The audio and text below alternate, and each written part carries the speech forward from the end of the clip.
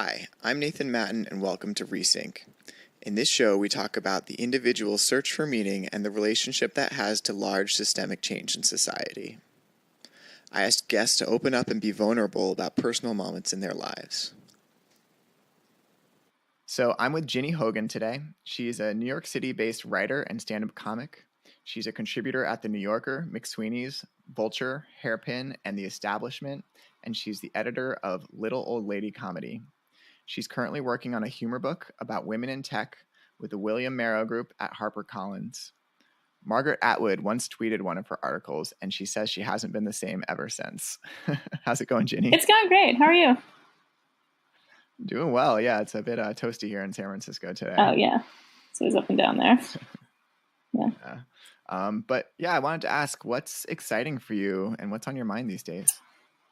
So I am in New York, and I think the things that are exciting, I've been pretty excited in a negative way about politics. So I've been tweeting about that kind of constantly and writing about that a lot.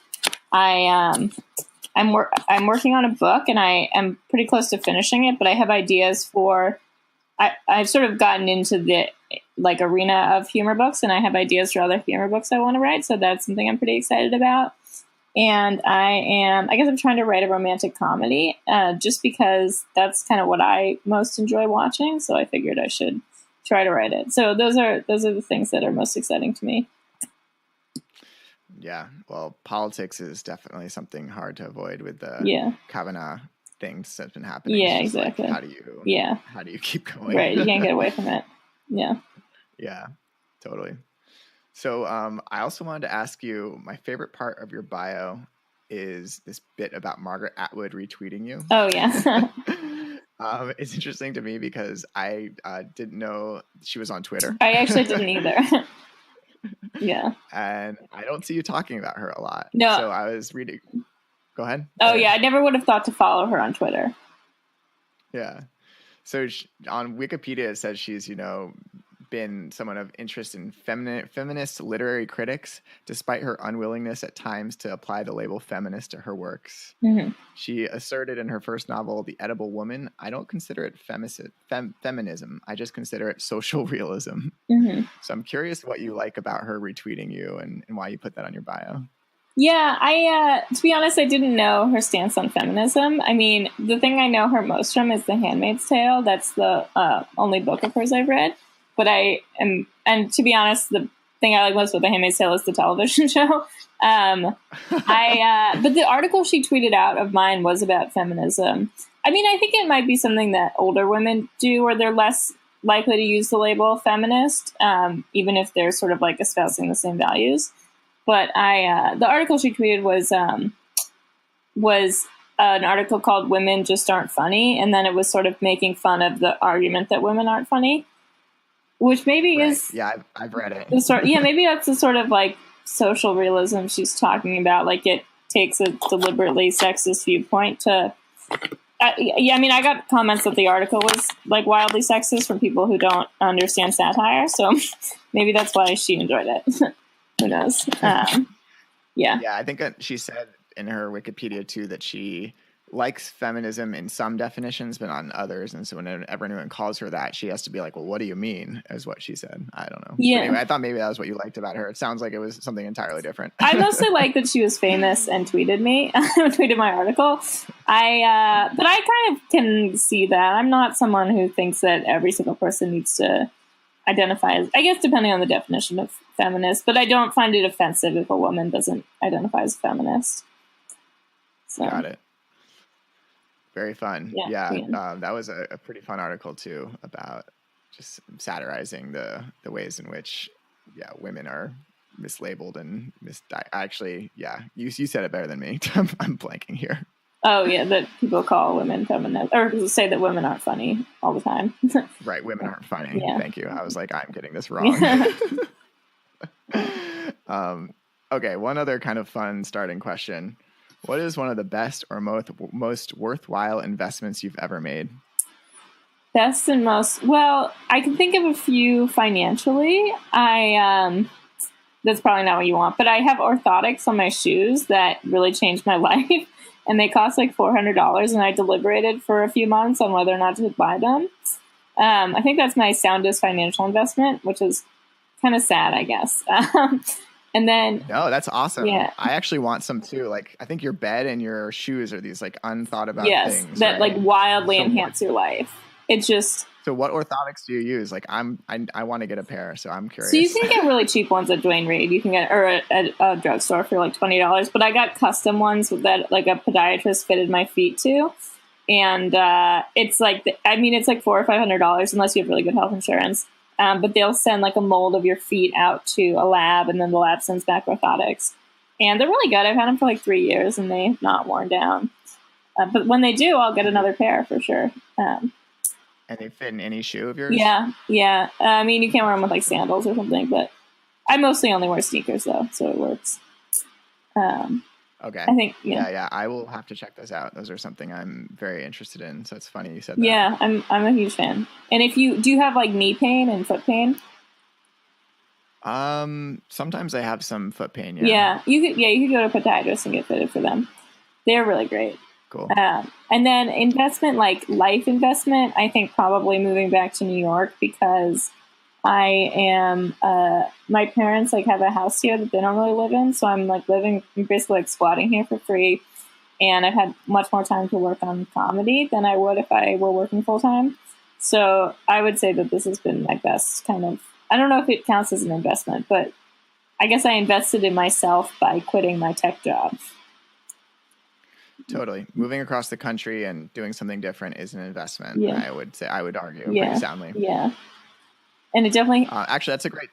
Or go ahead. Oh, well, it came with a big cost, which is why I think of it as an investment.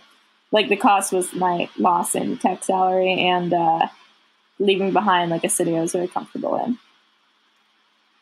Oh, interesting. I thought when you moved, you were excited for New York, too. It was actually not the case. You were more upset about or sad about that part, too. I was excited, but really nervous. And I knew it'd be really hard to kind of break into the comedy scene here, and it has been really hard. But it's okay. I mean, it's going well. I don't regret it at all. But it just took a long time, and it's just like a much bigger scene, so it kind of took much longer to get to know everyone. Yeah, I mean, you've been there for how long now? Like a year and a half. Oh, that is not much time. Mm-hmm. So yeah, I think I don't know. From the it's funny you say that because externally it seems like you're very embedded. You're doing stuff at UCB. You have like all these publishing you're doing. So it's interesting. What part do you feel like you're still on trying to break into? Well, I think I'm maybe I think I work alone a lot, and so I feel like I'm not part of a community. Like all the articles I write alone, and the UCB stuff, I put up a show there, but I don't I'm not on one of their teams, so I wouldn't say I kind of know people who are part of the community. The only time where I feel like I'm with like a large cohort of people is stand-up.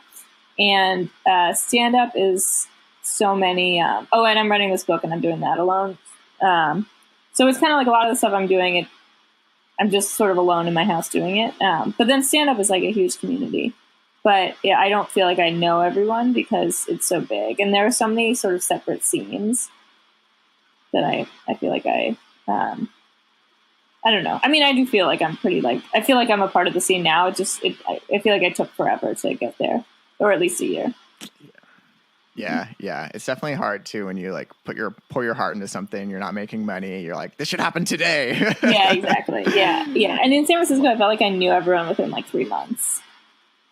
Oh, wow. That is so lucky. That's not been my experience moving places all the time. Oh, Seems like there's if you have that one friend who knows everybody where you go, you get in really fast. And it's happened to me maybe once, but only most of the times it's a slower thing. Yeah. Where all have you moved between? So I moved from New York to DC after college. I went to school in New York and then from DC. And I had that exact experience where I had a really hard time. And then I met this one woman who just was like the social networker of DC or like of people I knew or whatever. She turned out to be a housemate of mine that I moved into. And then I just suddenly had a bajillion friends. Yeah, that's awesome.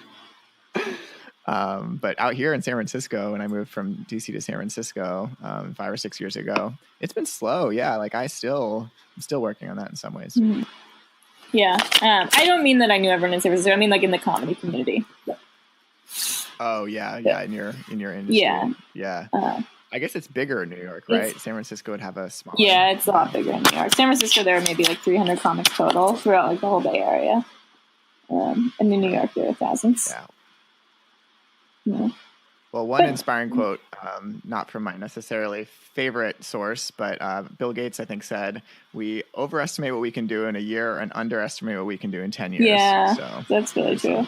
Long-term thinking. Yeah, exactly. Yeah, I definitely. Sorry. Oh, go ahead. I'll definitely I'll have an idea for like a screenplay, and I'll be like, well, I'm going to try to bang this out in the next like 2 days, and then when I don't, I kind of like let it be, as opposed to like thinking about it as something I should work on over the course of like several years. You know, I know I'm not good at way. Bad at like long term. Yeah, I've been doing the same thing. Like, oh, I want to work on this thing. Oh, it's not done in 2 months. I'm doing something different. Yeah. Like short-term thinking. Okay, well, actually, on that topic of kind of being alone and, this idea of sort of how you build community, one of the things that I kind of was curious about for you was there was this essay you wrote for McSweeney's. I think it was kind of about being awkward. Mm-hmm. And I don't know how much of it's fact or how much is fiction. That's definitely one thing that's interesting about your work, is it seems like my interpretation is it's some blend. But you start writing, LOL, I'm like so awkward. Like, I'm basically socially dysfunctional. I'm the person who always says the awkward thing in a group of people. I'm often in groups of people because I have many friends despite being awkward. So I'm kind of wondering, on this like discussion we were just having about loneliness and finding people, how does like comedy and sort of, who you are blend into this journey you have in trying to find community and connection? Yeah, that's a great question. So that particular McSweeney's article, I think I'm trying to make fun of a person who describes himself as awkward, but definitely isn't. Because I think it's sort of a thing that people think is like cute, sort of, to be like, I'm so awkward. But that said, I describe myself as awkward all the time, and I definitely think I am, but I think maybe other people think that I'm also playing up my awkwardness. But in terms of like finding a community, I do feel very, I have a lot of social anxiety. Like like when I'm talking to someone, I'm like overly concerned with what they think about my sort of like facial movements or something. And I think that's because I'm just like self-conscious about being socially awkward. And then it kind of makes it hard for me to be like fully engaged in the conversation, or to kind of like respond in the way that, in a way that would feel relaxed, I guess. And that's like, I guess I was exacerbated with moving because I was meeting like so many new people all at once, and I'm not really like naturally social. So that's, difficult. So you have some of that awkwardness, but also you were kind of way exaggerating it and talking about somebody else in an article to some degree. I feel like the character I'm describing in that article is not me, but I can understand why I'm doing the same. Like I'm describing, I think I'm thinking of like a woman who's very socially competent and describes herself as awkward. And I can understand why it would seem like it's like hypocritical, because I also describe myself as awkward, but I genuinely also believe that I'm awkward. So I do think my intention with the article was to make fun of someone who's not me, but I also think I might have been making fun of myself. Well, tell me if you find this true with your work, and I could just be totally making this up, but what's so interesting is it feels like such a blend of fact and fiction. When you're writing about things, it clearly is like not quite you, but it feels like there's often a part of you in it. Yeah, that's very true. I mean, I think like with any given piece, I don't really worry about whether it's true to myself or true to my writing in general. But I think that if you look through them, there are like common threads that you can definitely tell it's written by me. I think I really like to make fun of sort of like manners of speaking or something. So that the I'm so awkward one kind of came from that. Or just like, if I recognize something that I do, I can make fun of it really easily. I wrote another one that was called We're So Old. That's about these like women in their mid-20s who keep talking about how old they are. And that's very much based on like a thing that I'll do with my friends. And then there are some that feel so true to me. Like I wrote one recently that was like, if guys knew how to correctly interpret my text, and it came straight out of an argument with a guy I was dating. And he said that like, when I text him and I'm upset about something, I have like one idea in mind for what I want him to say. And if he doesn't say that exact thing, then I'm mad. And so then I wrote that article that's like basically just like assuming that guys should know exactly what I'm thinking all the time. I think that the stuff, particularly the stuff about dating, is pretty true to myself. But I don't like, when I sit down to write something, I don't really care if it's true to me. Sometimes it's not about like people even. So it's like I'm more likely to think of something that's reflective of my own life just because that's what's on my mind. But I don't really like attempt to do that. Like it doesn't have to be about me. Got it. Can we talk about the dating piece a bit more? I'm curious about that. Sure. Yeah. So yeah, it seems like dating is a big theme in your comedy and a big theme in your life. As far as back as 2014, I've seen you writing about both things. Yeah. How do you balance comedy versus happiness in things like dating? Well, I have not had like a ton of happiness in dating since I started comedy, but I don't know if it's like because of I don't think it's because of the content of my comedy. I think it's just like I'm a lot busier. And recently I've been dating comics, which is like a terrible thing to do. I think if I were to sort of like revamp and decide that I wanted to date someone with like a more stable life, it would maybe work out a little bit better. But I don't think the actual material has affected it. I did date one guy who was really pissed off because he felt like I was like talking about him in my stand-up routine, even though I really wasn't. It was sort of like a lot of my jokes don't come from like a specific person. It's just like a thought I'll have. So that has kind of negatively affected it. But overall, I would say I have like a generally unsuccessful love life. And I think one thing I do think that comedy sort of negatively affects is that any bad experience I can like use to my benefit because I can like make fun of it or something. So I'll kind of like revel in bad experiences, or I'll do something crazy just to like get a reaction out of someone because I think it might, because I've like convinced myself that it's going to be like productive for me to be insane. So that's definitely a negative.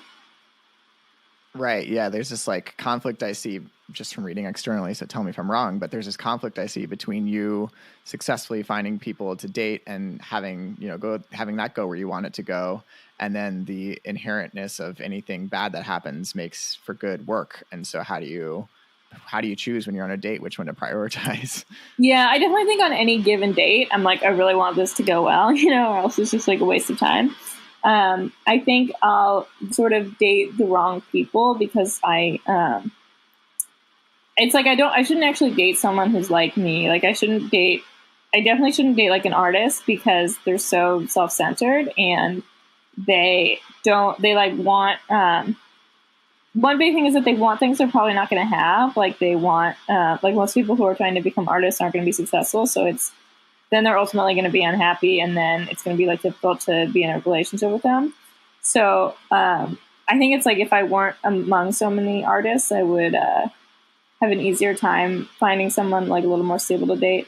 But yeah, I do think like, I mean, in my head, I'm like, oh, I really want like a successful relationship, but then I don't take the right steps to make it happen. Like I don't like go on dating apps to try to find someone who seems normal. Instead, I like date the people around me and they all seem really crazy. Why? Why do I do that, or why do they seem crazy? Oh, no, sorry. Why do you do that? Oh, yeah. It seems like you acknowledge this. Well, it's in part because I'm busy at night, so I don't like the idea of like going and planning a date off a dating app, as opposed to like if someone, makes a move on me like after a show and I can kind of make like a spontaneous decision about it. Or if I like develop like a crush on someone who I see around, then I'm like more willing to take time for them. Or take the time to get to know them. But I think it like the idea of going out and finding someone entirely new and having like dating takes so much like filtering through people who aren't who are like boring. I've had periods in my life where I've done like a ton of online dating, and it's like almost all the dates are really boring. You have to go on like 5 or 10 to meet someone interesting, and then that might last like a month. But it's just I've only ever had like one boyfriend off online dating sites, and I've gone on maybe like 70 or 80 first dates. So my number, I mean, that could also be me. But it's definitely like, it's just such a huge time commitment as opposed to like, like if I just start sleeping with someone I already know, and then like over time we're kind of dating, but who knows? It's interesting. Yeah. Well, yeah, let's come back to that in a little bit. One other question that kind of related but not exactly the same I was curious about was, what does serious mean to you? Like, as a comedian, you're always making funny stuff, but how does seriousness play in your life? When and why is it kind of like important for you? Yeah, I'm like a pretty serious person, I think. Like, I'm not really like lighthearted in conversation. I mean, I can be, but comedy is like, it feels like a serious thing to me. Like, it's always like, let me expose like the funny underbelly of something kind of serious, or I want it to be like dark, so it's kind of making a point about. I mean, I don't know if I've like ever really successfully done anything extremely dark, but I think I'm pretty serious. Like, I don't. When I'm like talking to someone, I would prefer to. I think it's annoying when people make jokes in conversation. I don't like when people ask me questions and like and this will happen when I'm dating, which is like a big problem with dating non-comedians, is that they'll like expect me to give a funny response to something, or they'll like expect me to kind of banter with them right away. And I really don't like doing that. So interesting. Yeah, I would not have guessed that about you because you put out so much comedy, Yeah. right?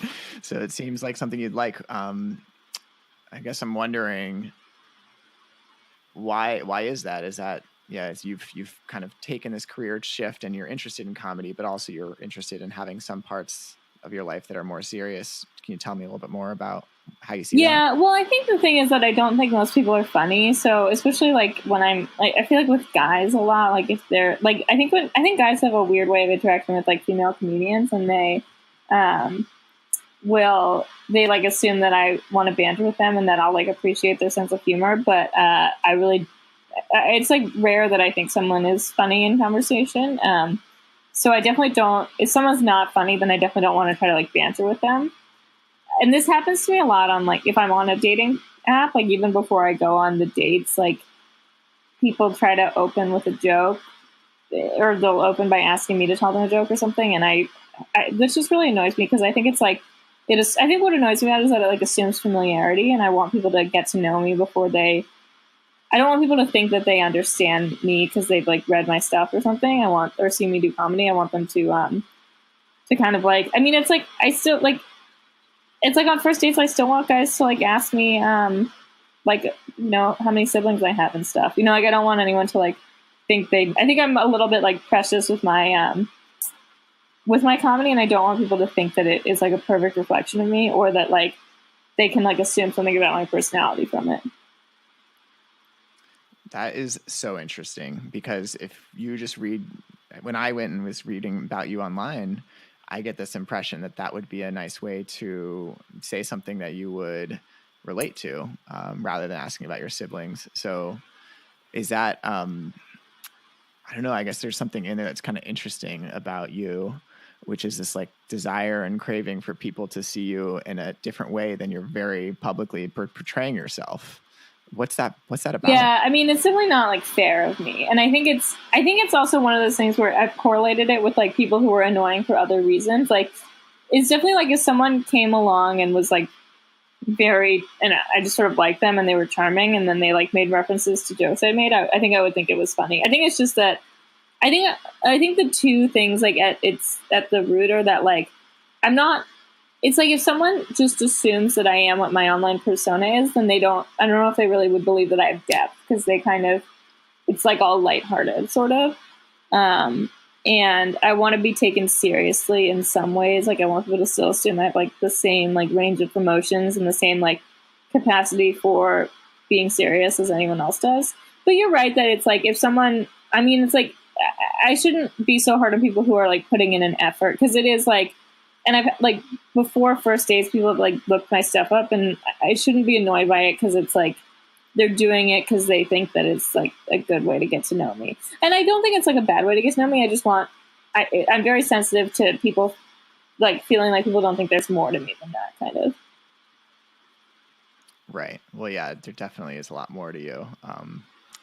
I think it's really interesting to think about your career going from studying math at Stanford to a master's in operations research. Yeah. Is that right? To data science, to comedy. Like it's definitely, and writing, like it's definitely a lot of different stuff. I would not use the word shallow. Yeah. Can you tell me a little bit about that journey? Maybe you could tell me a little bit about some of the arcs, what excited you most at each of those stages? Just a little Sure. bit. Yeah. So I went to Stanford, and I think I started in like poli-sci, but I didn't like the discussion section, so I started doing math because it seemed very objective. But I was never very good at it. I mean, I liked it. Like I had moments of thinking I loved it, but yeah, it kind of like, I mean, it's really hard and not very applicable. But I did like that it was sort of like pure and objective. But then I needed to do something a little more practical, so I went to grad school, and I mostly did like kind of statistics and programming and that kind of thing.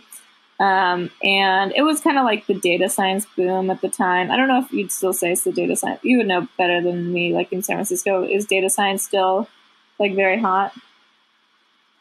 Oh yeah, I mean all the machine learning and artificial intelligence, which is all powered by that. Yeah. Yeah. Okay. Yeah. I figured it was kind of still big, but like definitely at the time, I got into it like in 2014, and it was like everyone was like, it's literally the best thing in the world, like, and it's the best job to have or whatever.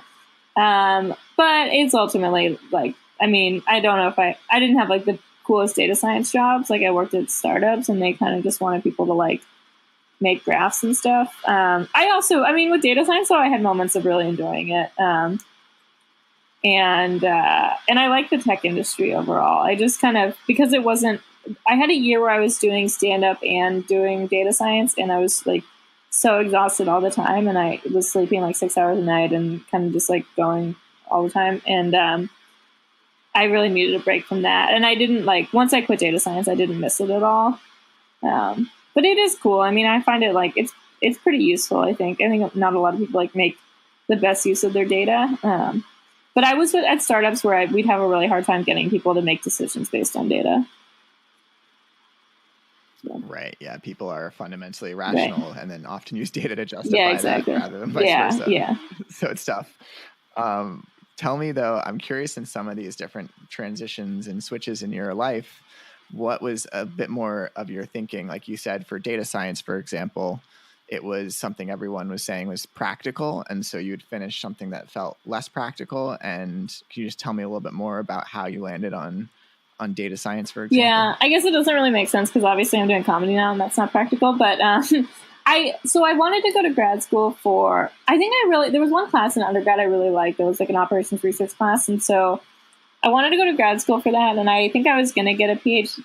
What is operations research? Can you just tell me a little bit about that before you go too far? It's like applied math that is applied to kind of like solving logistical problems, I guess. And so like but it can be like the logistics of like how a computer works. So if you're like understanding something like Facebook, like the graph on Facebook and how people are connected to each other, that would be like an operations research problem. Like, it's like if you post something, figuring out how many people will see it based on like how many friends you have and how many friends all of them have and that kind of thing. And then more classical operations research is like how to most efficiently like schedule schedule someone's calendar so that they like have the maximum amount of free time or something. That sort of like logistics is kind of classical operations research. But it involves like a lot of statistics, which is, I think, what I knew I would focus on, just because that's sort of like, I was interested in going into the tech industry. I mean, everyone in college was like kind of obsessed with tech, and I don't know why. I wasn't in college. I kind of thought it was lame or like overdone. I guess I was just annoyed that people talked about it all the time. But once I got to grad school, I was like, I think the thing that's appealing about the tech industry is that you can, and tell me if you agree with this, you can, you don't have to work very much, and you still can make like pretty good money. And so like compared to like finance, it seemed like a way better option. Oh yeah, that's so true. Like especially if you're on the technical side, that is the most sought after skill set in a lot of places. And so they will pay you well and not ask you as much as someone else who has maybe less of that. It's pretty crazy. Like I think about that even as someone who wasn't technical in tech. I was making a lot of money and not working. Yeah. My last like 6 months in data science, I think I worked like 3 or 4 hours a day. It's awesome. Oh man, why did? Yeah, I know. Yeah, when I think about it like that, I'm like, maybe I should have stayed there longer. Okay, so these moments of really this data science moment was kind of about your interest in statistics plus some practicalities of your lifestyle. Let's talk about getting into comedy. What made you decide that was something you wanted to get into, and when was that? Like, paint a little picture. Sure, yeah. So I actually started by writing this like data blog that was about online dating, and like analyzing the statistics of my own online dates. And it quickly turned into like being like pretty much just humorous, like to the point where it's like, I don't think it was extremely popular. I think it's like, I felt like it was really popular because it was the only thing I was doing. But like, I would get emails from people like, and I started to get emails from people who were like, this is not statistically sound. And I was like, I don't care. Like, it's just supposed to be a joke. So I stopped doing that. But I was like very interested in the humor side. Like, that was like really fun for me. It was like something I'd like think about like in the shower or something. Like it was like I would think about it when I didn't have to, which was never true of data science.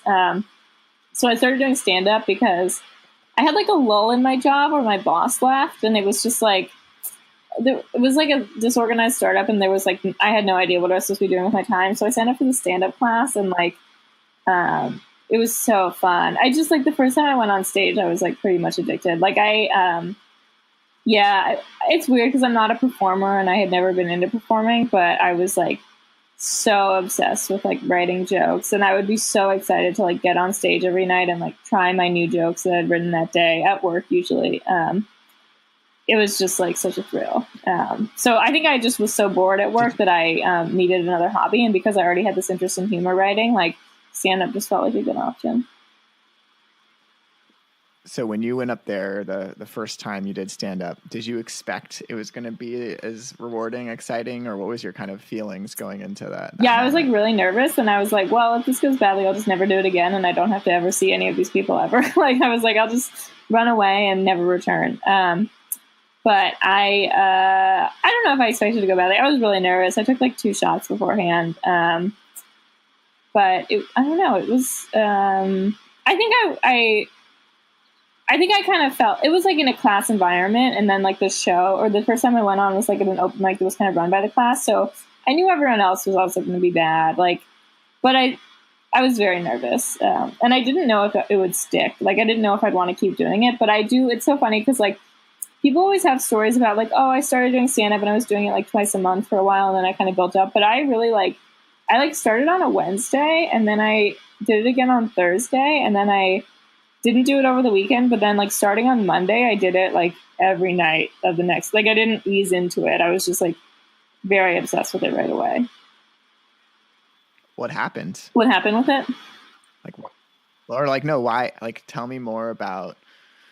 So yeah, you're taking a class. You go up one night and you love it, and you do it another night. How do you just how did you decide to just completely keep doing it every single night? Was that like, what was that feeling that you were getting? And just tell me more details. Yeah, I mean, I think I have like an addictive personality. Like, I like when I get into something, I get really, really into it. But it was like, I mean, my life in San Francisco before that, like, what would I do at night? Because I very much had like a 10 to 5 kind of job. Like, my nights were definitely free, and it was like the things I would do at night. I would go on a lot of dates. I was on like ClassPass, like the exercise app, and I would like go to a lot of like random like dance classes, and then I would like go out with my friends. But I kind of like weirdly managed to make it work where I didn't really feel like I was giving anything up except dating. That was like a big thing I stopped doing. Like, I don't think I went on any dates the first year. But I still saw my friends a lot, like on the weekends. It was just like, I really I switched to, I don't know, I think I started working a lot less, even though I had the same job, but I would like go to the gym at lunch, and then I would leave work at like 5, and I just I had time for it basically, although I was sleeping very little, but I think I just, yeah. I used to do things like play volleyball or like watch The Bachelorette and stuff, and I didn't do that stuff as much anymore. But yeah, I don't know. It did fit into my life at the time, although now it was getting to the point where it wasn't all going to work, but like for the first year, it all worked. Do you still feel like you're addicted? No, well, maybe I am, but like not in a happy way. Like, maybe I'm in like the stages of wanting to be unaddicted. Like, I do feel guilty if I don't do, like, for example, today I I have to take the train. I have to take a train upstate at like 6:50, and the first open mic I can go to is at 6. And I'm like trying to figure out how, if I ask to go up first, can I get a set in before the train? Like, even though it's like there's no need for me to do that mic and to like try to squeeze into my schedule, but I'm like, oh, I'm going to be out of town tomorrow, so I won't get another set in until Sunday. So I'm like, I'm still trying. I still have the same like, oh, I need to get up all the time, but I don't enjoy it really. Like, I feel guilty if I don't do it, but like, I definitely don't love it. I think because I don't love like the New York City stand-up scene as much, and I don't know. Maybe I'm just so tired of it, like because it's been like every day for 3 years now. But there are other things that I'm really excited about. Like I am really excited about like the book that, although the book is done now, but like the idea of like other books, and I'm like writing this movie, and I've written a few like sample TV shows, and I'm excited about the prospect of like getting hired on a TV show, which maybe will happen in the next like year or so. So it's not that I'm unexcited with comedy, but I'm definitely unexcited with stand up. Got it. So rewinding just a little bit, what was that moment when you went from like diving into the comedy at your job to deciding you're going to quit your job and do comedy as a attempt of a next step in your life? I really like, I feel like I was thinking about quitting my job for like a year before I did. The problem is that it was like, it was easy and it paid well. So it was like hard to, and then I knew I couldn't like go get another tech job because there would definitely be like a 3-month like ramp up where I'd have to work a lot. So when did I really decide to quit? I think like I don't know. I had like finagled like taking a long Christmas, and then I was gonna like, I quit in January, or I gave my notice in January and I left in February. But like, I think I almost from like 3 or 4 months into stand up, I was like, oh, I need to find a way to not work at all and just do this, or to like work much less, or to have like a period of not working. But I think when I initially decided, okay, so I probably decided to quit my job like in May of 2016. And then I kept at it for another like 8 months, and I quit in February 2017. But I think I at the time I wasn't sure if I would have to go back to work. So I moved to New York where I didn't have to pay rent and I had like money saved up. So I didn't think I'd have to go back to work like right away. But I was finding I was finding ways to make some money. So I write for a bunch of websites that will pay. And especially when I got the book deal, which was like a year later, I was like, oh, that was when I was like, oh yeah, I don't think I'm gonna have to go back to work. I mean, I still am not making very much money, but it's, I don't anticipate doing anything other than comedy until I decide that I don't want to do comedy anymore. Yeah. Cool. But it is like, I mean, it was like a while where I was like thinking that I'd have to get another job. And I have part-time jobs. Like I was an SAT tutor and I walk dogs. But yeah. Right. Yeah. Minimizing expenses, finding some gigs. You've kind of found a way to make it work, and hopefully it'll make itself work even more, and you can drop the other stuff. Yeah. Yeah. Okay. Another question I wanted to ask. Can you share a story about a time in your life where you did some internal work and that changed how you approach your life?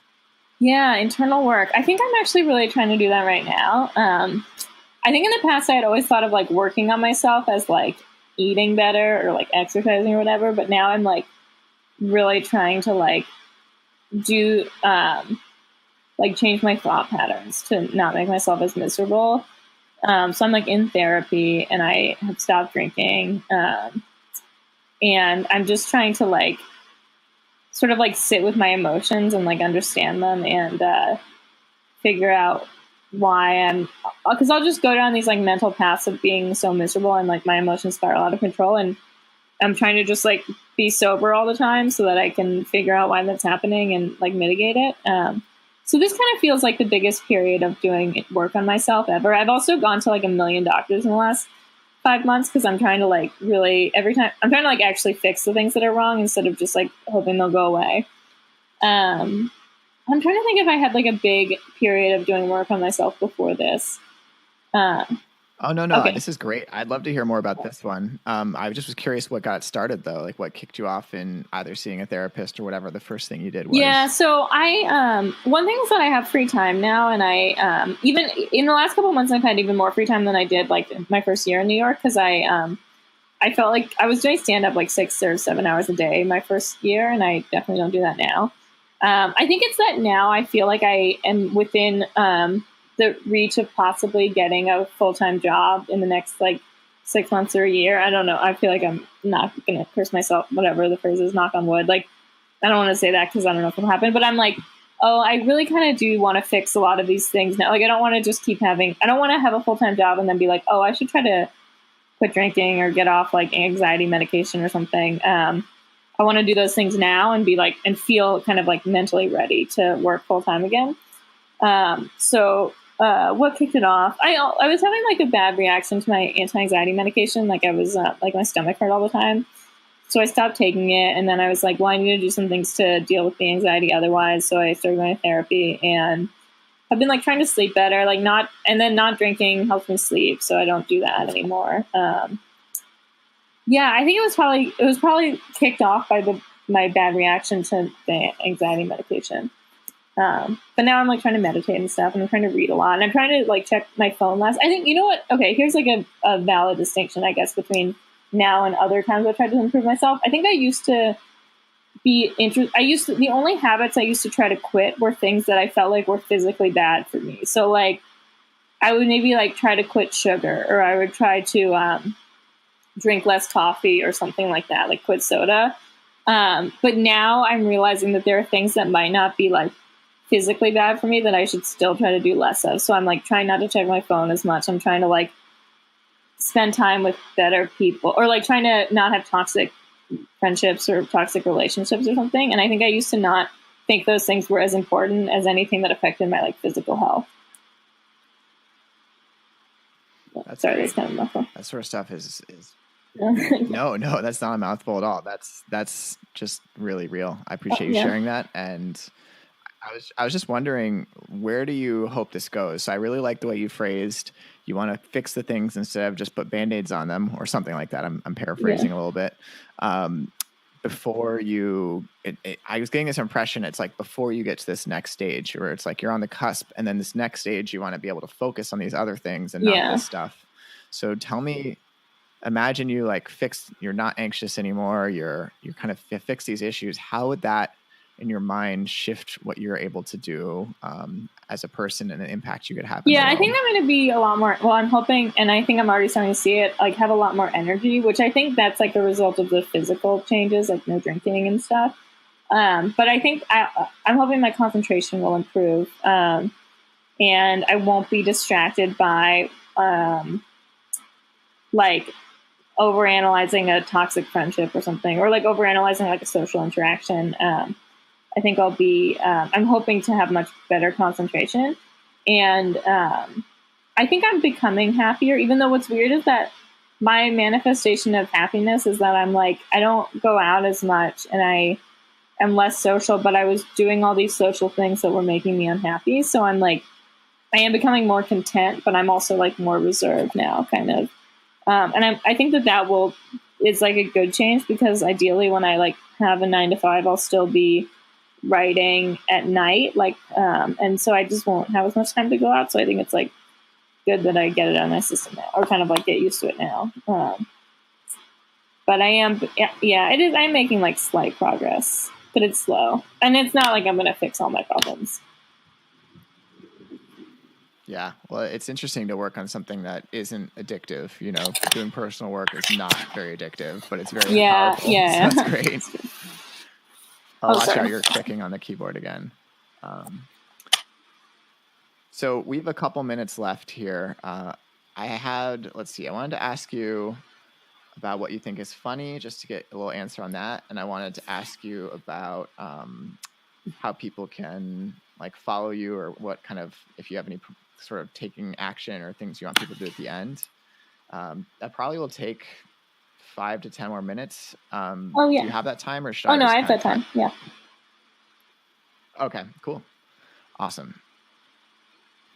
So Ginny, tell me a little bit about what's funny to you. Like, what makes something just at its core funny in your mind? I think it's funny if something really closely maps onto reality, but then like shifts it slightly in like a very clever way. I think that's kind of my favorite kind of humor. There's this guy Simon Rich. Do you know him? He's not like he's not. I don't think he's that famous. He writes these like short humor articles, and then he's written books of them. But I was just reading one of his this morning because I was sending it to a friend, and it was like it's like a description of like the Book of Genesis, where it's like, you know, on the first day God created the heavens and the earth, and then kind of goes through, and it's like, and on the third day, like God's girlfriend called and told him that he'd been really distant lately, and then it gets into like it's like still like the Book of Genesis, but interjected with like his girlfriend asking him if he'll spend more time with her, and then eventually he like abandons creating the earth. But I think what I really like about it is that I guess the premise is slightly sexist. I can kind of see that, but it's like it's really sounds like the Book of Genesis, like and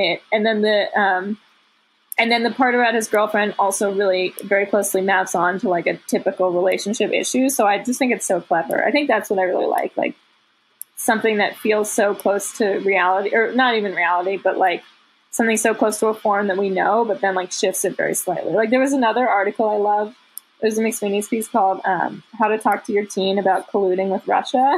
And it was just like, it was like exactly like those, like how to talk to your teen about drugs things, but it was about Russian collusion. And it was like, I just, it really made me laugh so much.